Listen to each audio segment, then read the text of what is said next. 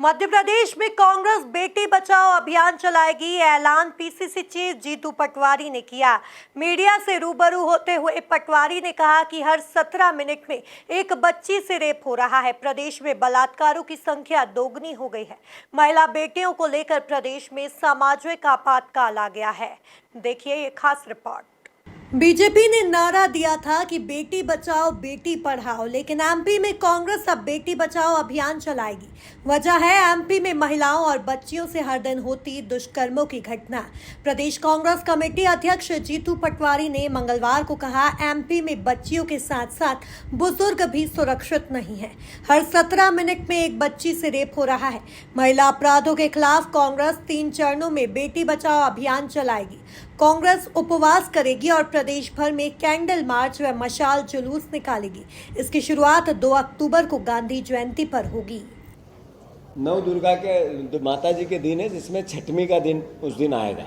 फिर बेटी बचाओ ज्ञापन, ये सारे विधायकों को, कांग्रेस के विधायकों को भी, जनप्रतिनिधियों को कांग्रेस जन जा जाकर सिर्फ 50 से ऊपर से संख्या नहीं होगी। ये हिदायत दी गई है कि हमें किसी भी विधायक, बीजेपी के विधायक के यहाँ जाना है या बीजेपी पार्टी के सांसद के यहाँ जाना है तो कोई किसी प्रकार का कॉन्फ्लिक्ट नहीं होना चाहिए। हम उनके पास जाएं और उनको एक ज्ञापन सौंपें कि आपको बेटी बचाने के अभियान में सहयोग करना है और बेटी बचाने के अभियान पर सरकार और प्रशासन पे प्रेशर बनाना है। तो कांग्रेस के विधायकों को भी ज्ञापन देना है और बीजेपी के विधायकों को भी ज्ञापन देना है। जो जनप्रतिनिधि है उसको कांग्रेस जन जा जाके ज्ञापन देंगे। हर जनप्रतिनिधि को, जनप्रतिनिधियों का एक परिवार होता है जो दल से बड़ा होता है और जो राजनीतिक दलगत भावना नहीं है इस बेटी बचाने के अभियान में, तो हर जनप्रतिनिधि इस प्रदेश का इसमें सकारात्मक सहयोग करे।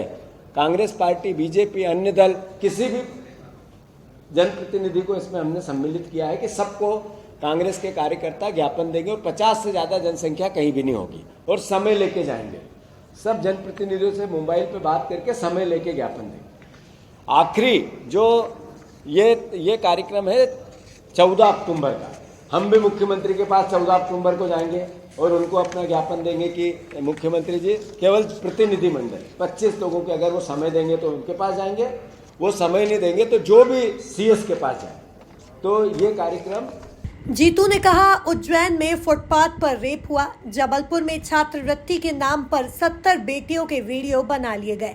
भोपाल, मुरैना, हरदा सहित प्रदेश में कहीं भी महिलाएं और बच्चियां सुरक्षित नहीं हैं। पटवारी ने कहा, ट्विटर पर आंदोलन के जरिए सरकार को जगाने की कई बार कोशिश की गई।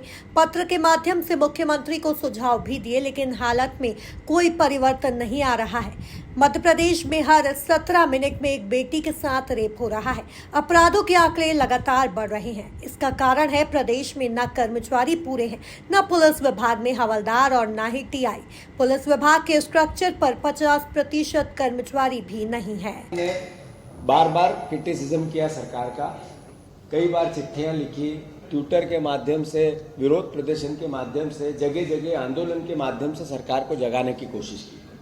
कई बार पत्र के माध्यम से सुझाव भी दिए मुख्यमंत्री जी को, पर स्थिति में कोई परिवर्तन नहीं आ रहा है। और जैसी परिस्थिति थी, मैंने कहा 3 साल पहले 19,700 केस रजिस्टर्ड हुए थे। इस बार 9 महीने में 22,000 केस रजिस्टर्ड हो गए।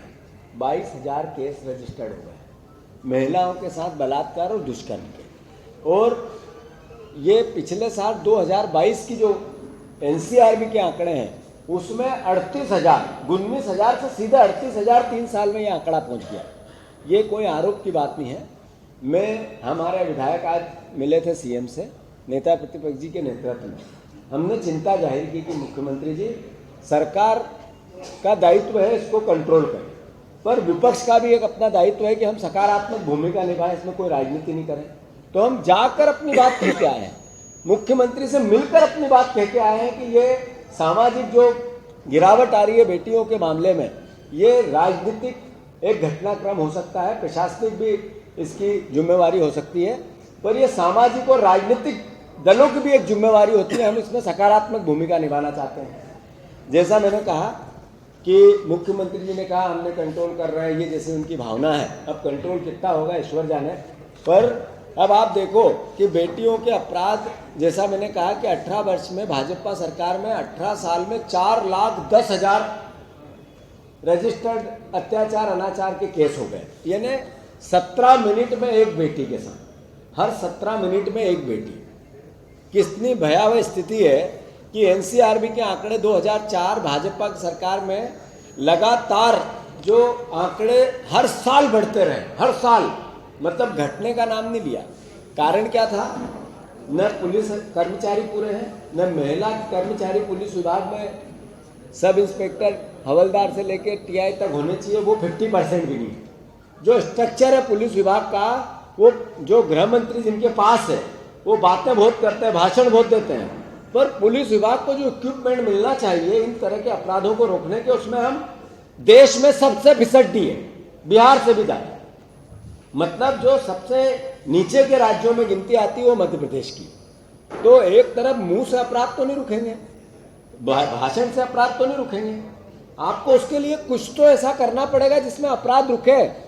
हम भी आरोप लगा दें सरकार पे, उससे भी अपराध नहीं रुकेंगे।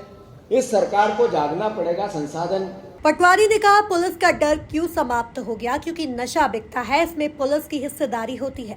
थाने बंधे हुए थे, बेरोजगार बच्चा नशा करता है। पटवारी ने कहा जितनी भी रिसर्च आई है वह यही कहती है कि दिन भर बेरोजगार 12 से 14 घंटे सोशल मीडिया और मोबाइल पर व्यस्त है और फिर विकृति को आत्मसात करके रिएक्शन दे रहा है। और उसके लिए बजट का प्रोविजन करना पड़ेगा। जो हमारी फोर्स है, पुलिस फोर्स, उसको उस तरीके से लेस करना पड़ेगा। समाज में पुलिस के प्रति रिस्पेक्ट बनानी पड़ेगी। पुलिस से डर क्यों समाप्त होगी? इसलिए कि नशा बिकता है और पुलिस की हिस्सेदारी होती है उसमें, थाने बंधे हुए होते हैं उसमें। जो बेरोजगार बच्चा है, नशा करता है और दिन भर सोशल मीडिया पे पोर्न फिल्म देखता है और फिर ये अपराध करता है। आखिर जितनी भी स्टडी आई है, रिसर्च आई है, वो यही कहती है। तो दिन भर बेटा बेरोजगार, मतलब दोषी है बीजेपी की सरकार। फिर दिन भर 24 घंटे में से 12, 13, 14, 15 घंटे मोबाइल पे, सोशल मीडिया पे रील्स देख रहा है और फिर इस विकृति को आत्मसात करके रिएक्शन दे रहा है। मतलब एक कारण है ये कि ये सरकार ने न इक्विपमेंट दिए इसलिए दोषी, न पुलिस फोर्स को कंप्लीशन दिया, पूरा कंप्लीट किया इसलिए दोषी। 20 साल से यही है। फिर इस सरकार ने पुलिस को इस तरीके से ट्रेन नहीं किया इसलिए दोषी। फिर नशा इतना ज्यादा नशीला प्रदेश बना दिया, उसके लिए ये दोषी। और फिर उसके बाद बेरोजगारी इतनी है कि रोज रोजगार के नहीं है तो मोबाइल से काम चल रहा है और उससे ये विकृति आ रही है। फिर बीजेपी की सरकार दोषी। आखिर किस तरह का प्रदेश बन रहा है?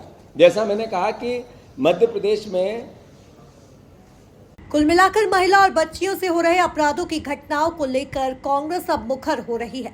लिहाजा आने वाले समय में एमपी में बड़ा आंदोलन देखने को मिलेगा। Bureau report, MP news, Bhopal.